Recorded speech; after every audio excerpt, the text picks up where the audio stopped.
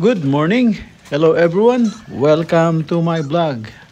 Mga ka-BSK, papagpalang araw po sa ating lahat. Yan, good morning. Yan, bagong umaga. May bagong pag-asa. Yan, umaga na naman po mga ka-BSK. At ayan, si Jolar nagpapakain ng ating mga livestock. Yan, pinapakain niya po ngayong umaga. Yan, samahan niyo po kami itong maghapon na to at marami po kaming gagawin. Yan, pinapakain niya po yung livestock, yung mga bibi lahat, pati kambing. Yan, pinapakain niya ng feeds ya umaga. Yan, mga ka-BSK, tapos niyang pakainin yan at mag-ready siya at darating yung mag-aararo. Maaga, nag-uumpisa na yata nag-aararo. Yan, aga araruhin yung lupa at tatamnan nung kamuti, may natirang kamuti na baging. So yun, tatanim nila. Si Jolar na lang magtatanim. Magpapatudling tayo kay Manong. Yan, naararo na yung tatamnan kasi tumubo na yung damo nung pinarotor natin. Kaya yun, inaararo niya ngayon. Tapos babalsahin ng konti after lunch. Yan, tutudlingan na at tatamnan naman ni Jolar. Kaya ni Jolar yun kasi konti na lang yun eh. Mga 5 tali na lang yun. Yung malalaking tali Yun. So siguro mga 5-6 na tudling yung magagawa doon. Ayan, pero tutudlingan niya yung inararo niya. Siguro mga 10 tudling yun o 12. Yan, mga ganyan siguro. So, yan, samahan niyo po kami mga ka-BSK. At yan, magre-ready na si Kuan pagkatapos niyang magpakain ng mga alaga sa umaga.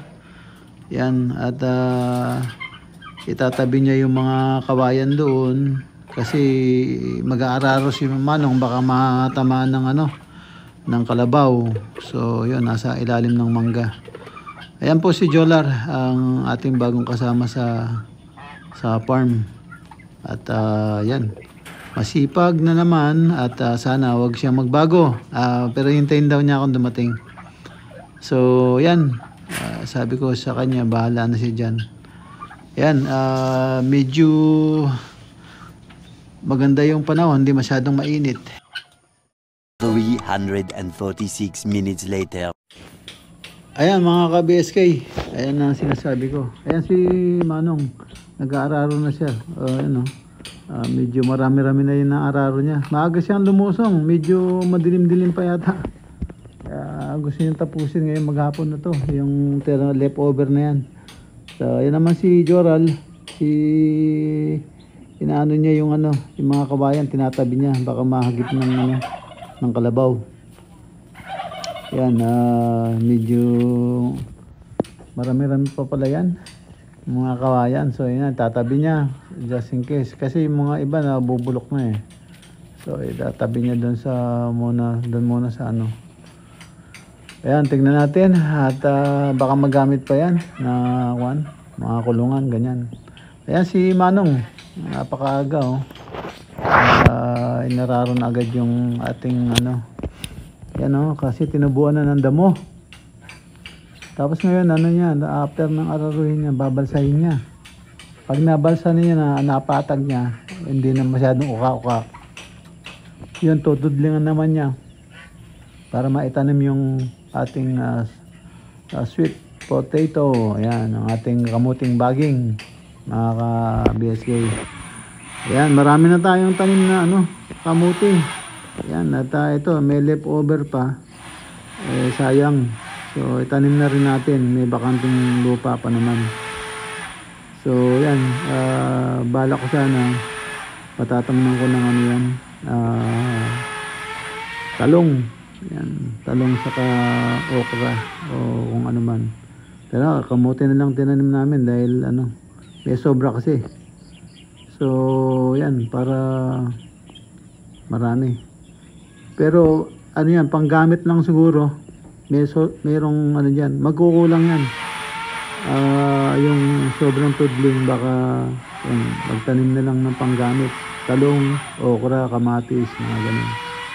So, yan. At mga ka-BSK, yan ang gagawin natin maghapon. So, yan. After nyan, babalsahin ni Manong yan. Yan, pagkatapos niyang inararo yan, babalsahin niya.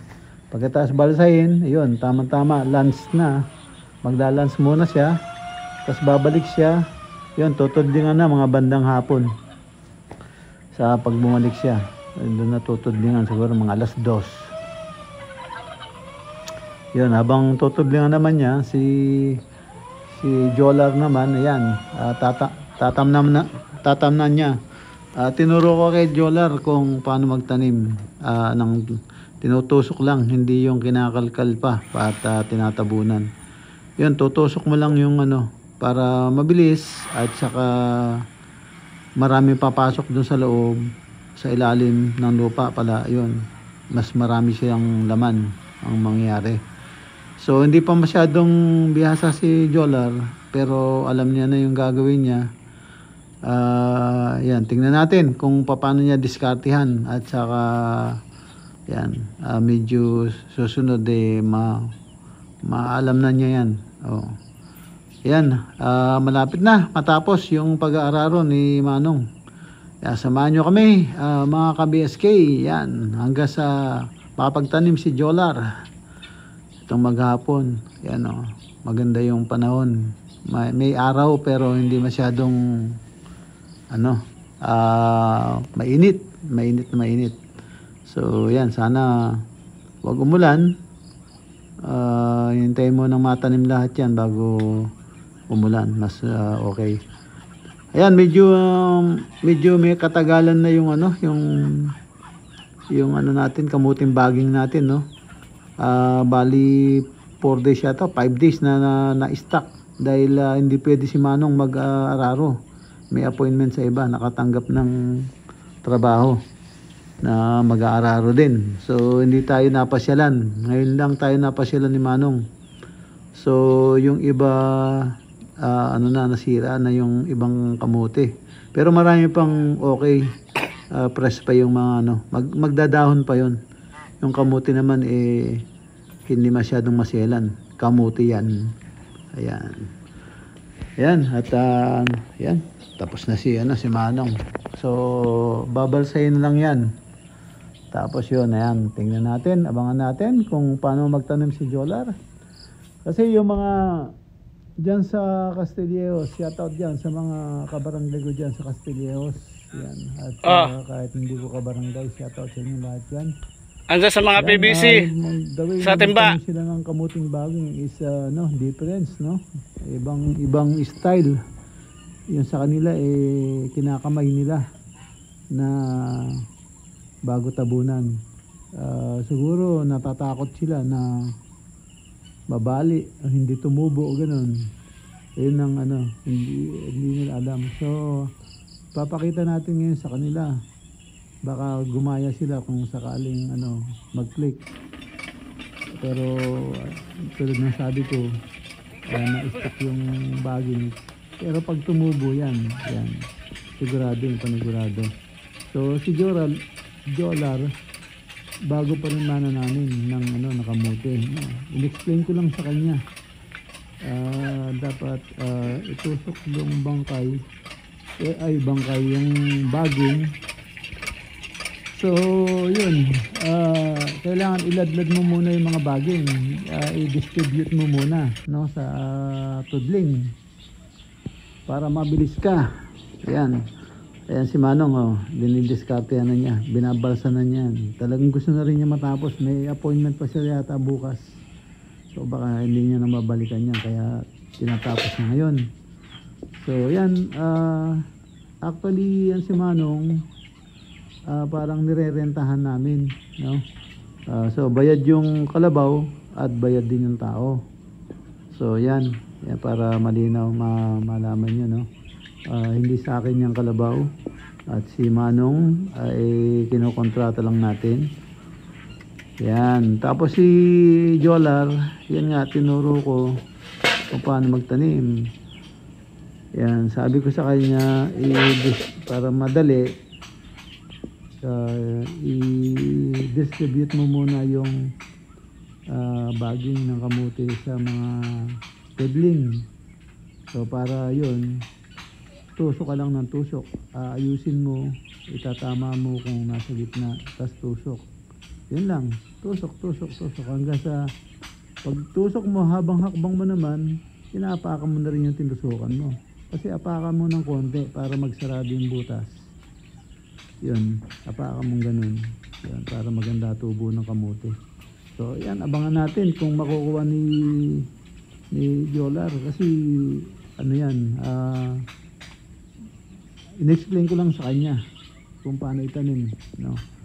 So yun ang ipapakita na natin kay Manong. Makikita niya kung paano itanim ni Jolar. So tingnan natin yung reaction ni Manong mamaya. Kasi alam ko ayaw nilang gawin, no?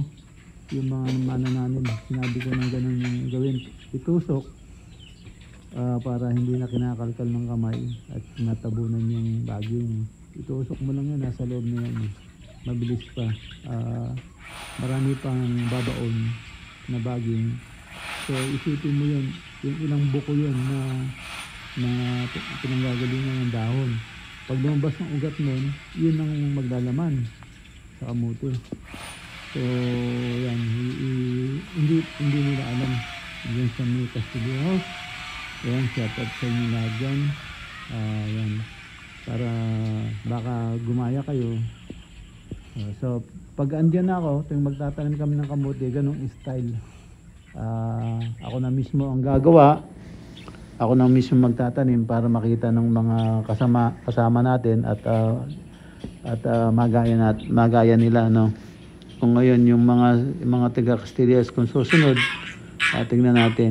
Siguro pag umani kami ng maraming kamote, maniniwala sila. Pero tulad ng sabi ko,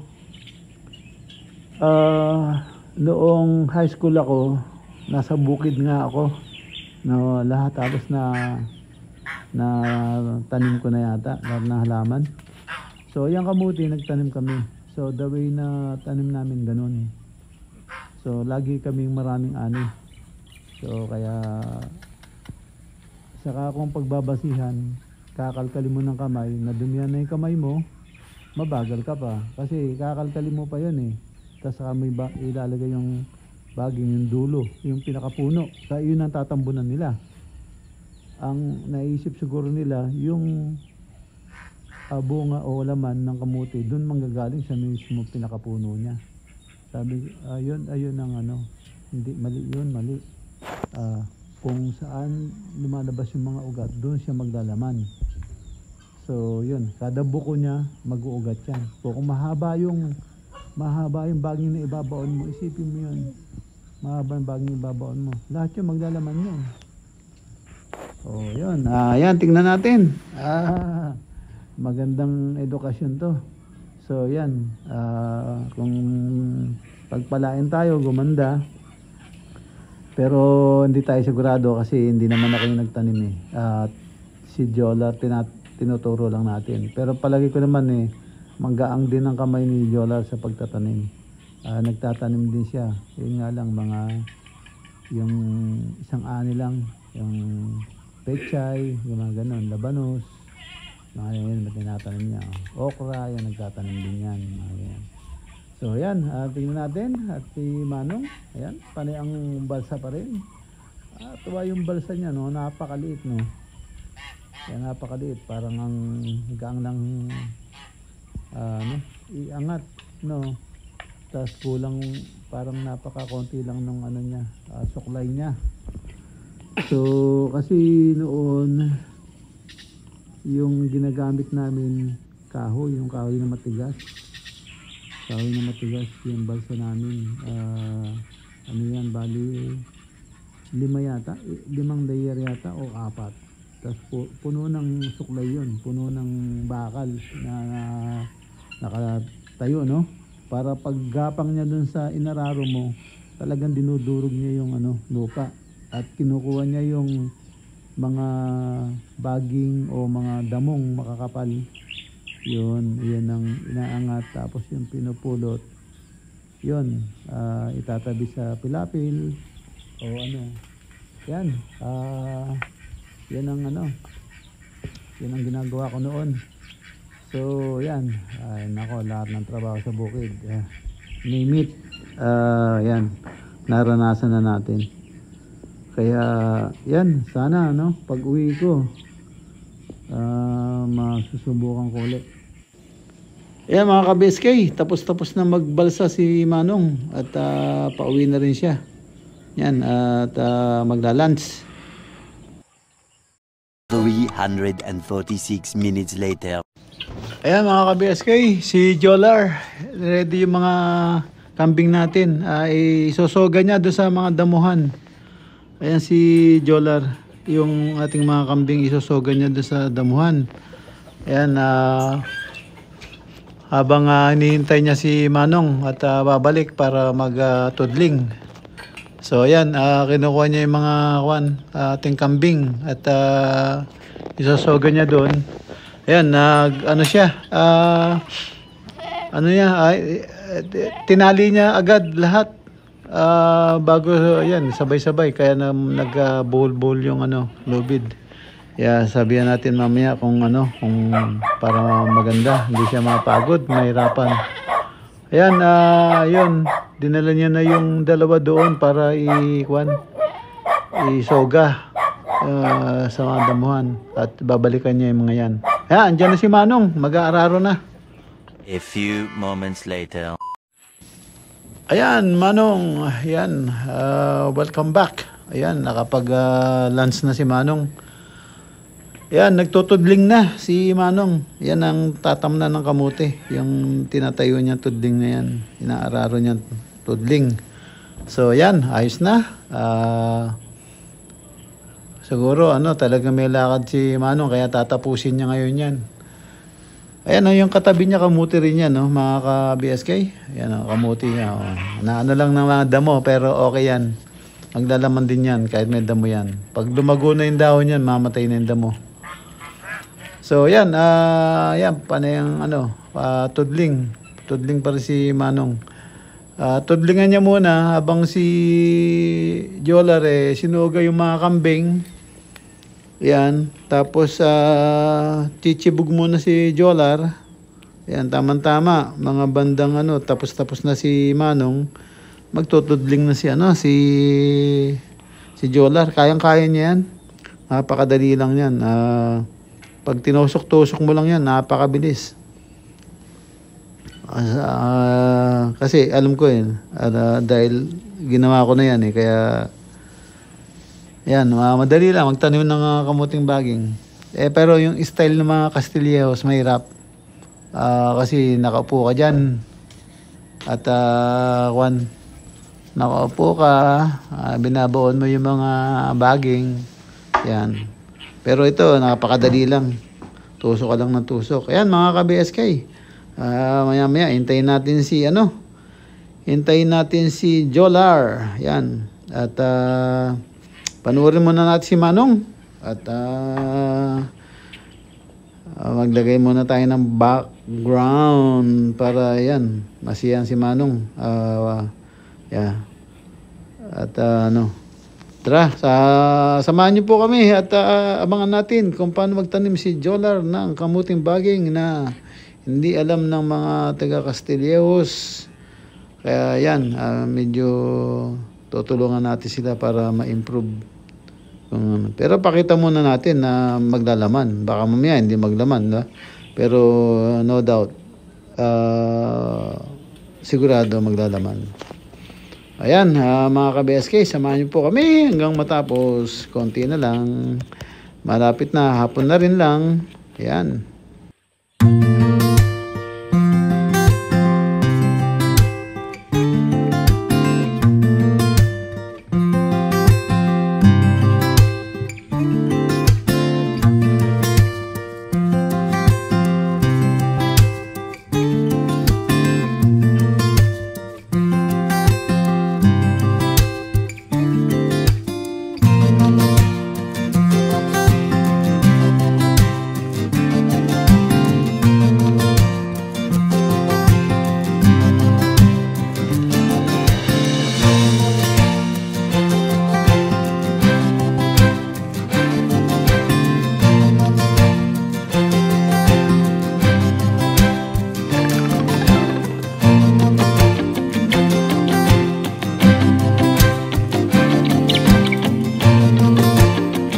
A few moments later. Ayan mga ka-BSK, yan, nakakain na si Jolar at yan, naka-ready na siya. Sakto-sakto. Ayan, tapos na si Manong mag-tudling. Ayan si Jolar, ayan, inumpisa na niya. Yun, nagtusok na siya. Ayan, tinutusok na niya yung baging papunta sa matudling. Ayan, ganyan lang po. Didiinan nyo lang po ng halos dahan-dahan. Habang binabaon mo, pag tumigil na po yung baon at may nakalabas na talbos pa, yun, saktong-sakto yun. At ngayon, kung bumabaon pa at kakapusin yung babaon yung buong talbos, huwag nyo ituloy. Kailangan magtira kayo. At least may nakatira kayo mga 4 inches na na baging para doon maglalabas yung mga dahon. Ayan, nagbabaon na si Jolar, nagtatanim na po siya. Ang problema, nakalimutan po ni Jolar yung sinabi ko. Kailangan i-distribute nyo muna lahat ng baging sa isang tudling. Pag na-distribute niya na, nailagay niya kung gaano kalayo, na-distribute niya lahat, yun. Saka ngayon niya tutusukin yan. Para mabilis, tusok lang siya ng tusok. At ayan ang style na ginawa niya, tinusok-tusok niya muna, isa-isa niyang nilalagay, tusok, lalagay uli sa tusok. Yun, which mabagal pa yon ang dating na yan. Tapos binalikan niya, inapak-apakan niya ng konti. Mali pa rin yun. Para gusto mo lang, tama yun. Kung yun ang gusto mo, kaya lang medyo, behind, matatagal lang ng konti. Kung yung dapat ginawa niya, dinistribute niya muna. Galing, sumir ko dinistribute niya muna yung baging bago siya bumalik. Tinusok niya. Pag tusok niya, sabay apak. Pag tinusok niya, sabay apak na yon. Para hindi na siya babalik apak-apakan niya. Apak lang ng konting ganun, tapos tusok ka na naman doon sa isa. Pag alis ng stick mo, apak na naman, tusok ka na naman dun sa isa. So, yun. Dire-diretso ka nun. Yun ang mabilis na way how to plant talaga ng tusok. Pero, ayun, nakuha rin niya yung pagtusok. Kaya lang, katulad niya, binubuhat niya yung mga baging. Isa-isa niyang nilalagay, tusok, isa, tusok. Hindi niya dinistribute. So, yun ang kulang lang. Pero, yan. Bayaan mo at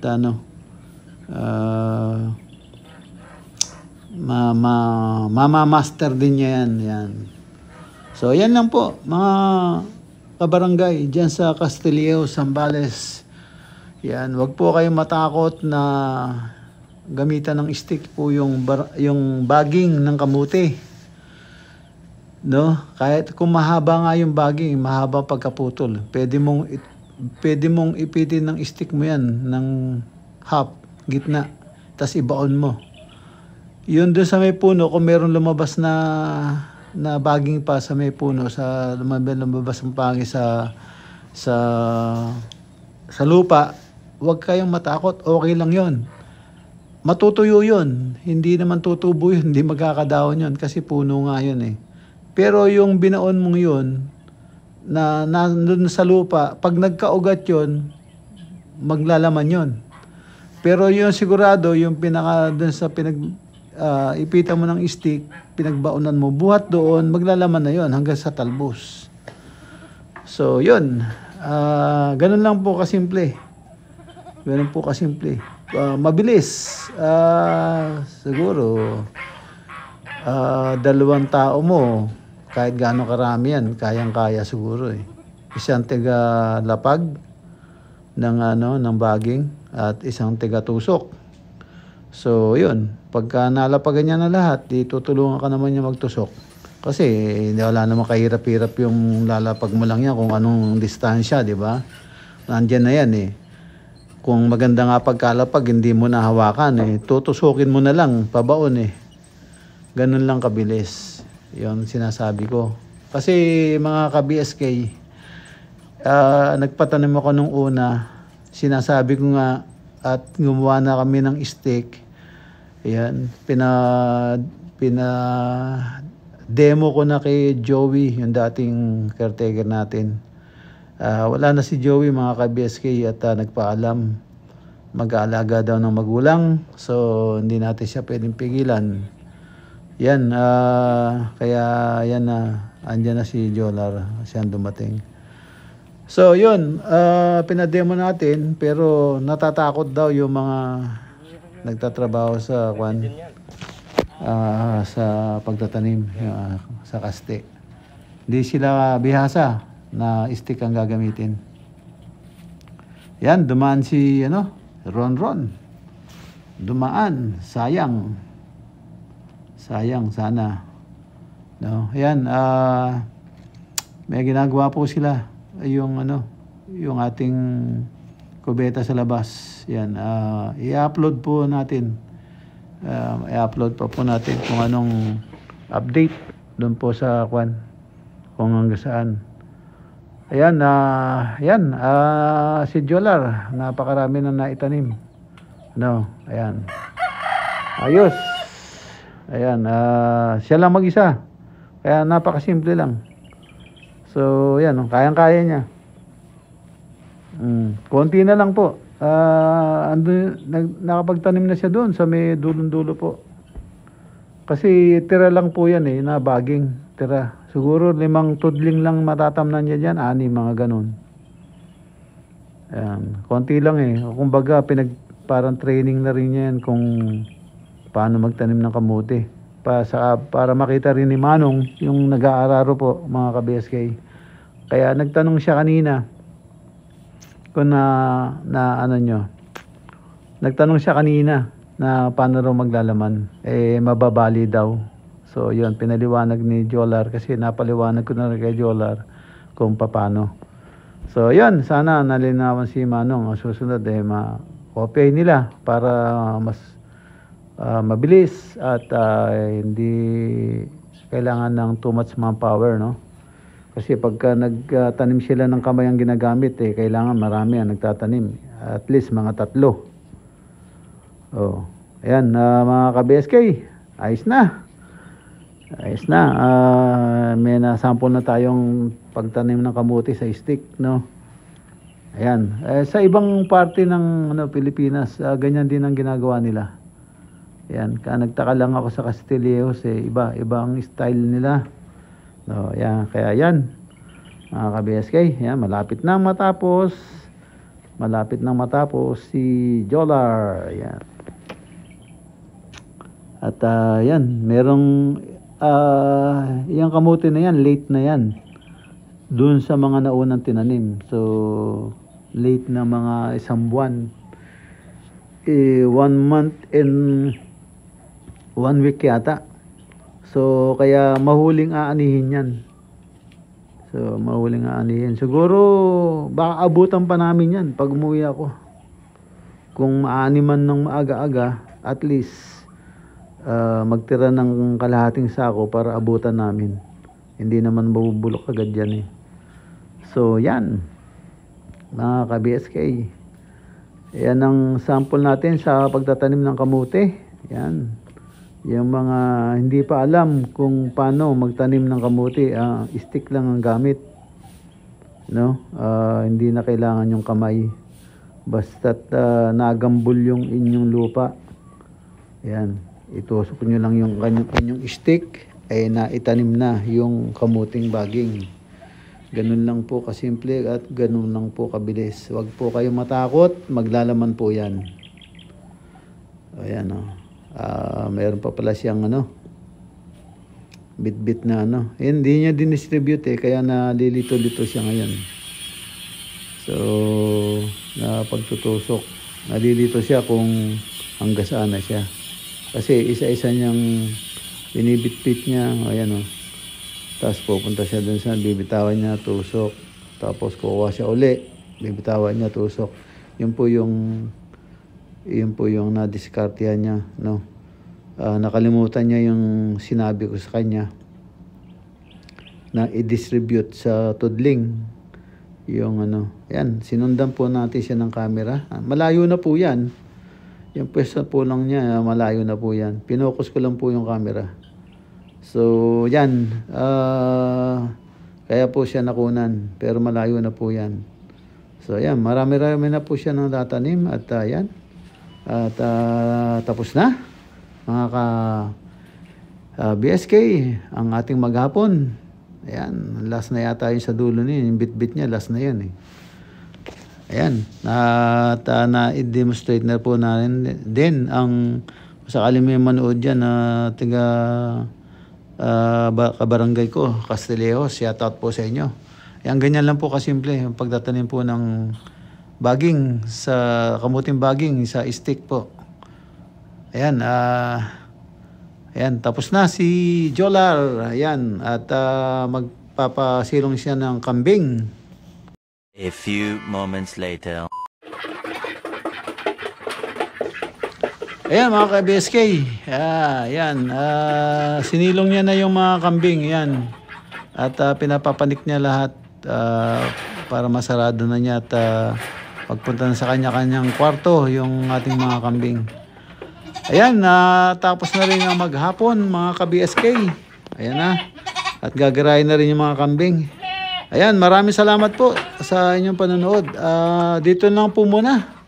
At kita-kita tayo uli sa susunod na upload. Marami pong salamat sa inyo at tiwala at panonood. Yan, ingat po kayo kung saan po kayo naroon. Ayan, shoutout dyan, Jolar. Yeah, good job. Maraming salamat. At kay Manong, shoutout din. Ayan. At yung mga tao sa farm, palaron-ron, shoutout din. Ayan. Sige, dito na po muna. Ingat po kayo dyan and God bless. Bye-bye, bye-bye. Bye-bye, bye-bye.